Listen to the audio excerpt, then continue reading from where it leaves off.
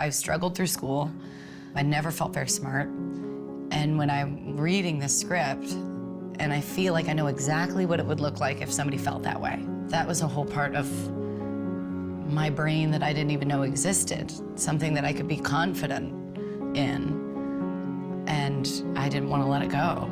I've always had this really gross, dangerous mentality of the no consideration of failure. Just never even considering the thought of failing. Like if I want something, I just go until I get it. And that doesn't always work, but.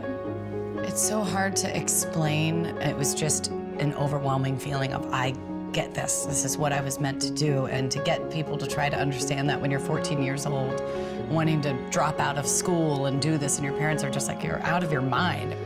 I dropped out of middle school. I don't technically have a GED or a diploma. I am self-educated. Do you regret that?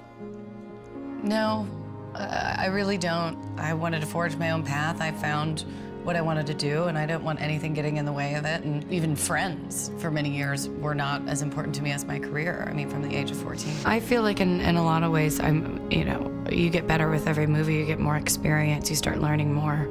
It's hard to not have that perception of the movie or the perception of your performance that's like, oh, well, it's just one of those. Yeah, it's hard not to let that seep in through your mind when you're actually performing something, especially when you're painted blue with scales on your face.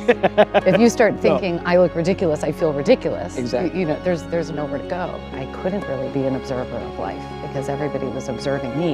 Yes. And I could feel my craft suffering. I could feel my antenna for the business side suffering.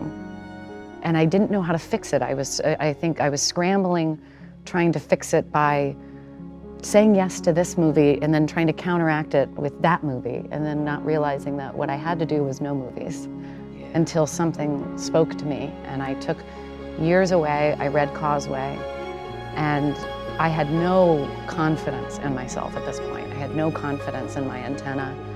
I feel like I had lost so much of what I used to feel like was instinctual. And the problem with instincts is it's not a method you can fall back on. It's a fleeting feeling, and sometimes you're wrong. Sometimes you can have a great instinct about something and the timing on it was wrong. Audiences weren't in the mood for that. They were in the mood for, and sometimes you're wrong.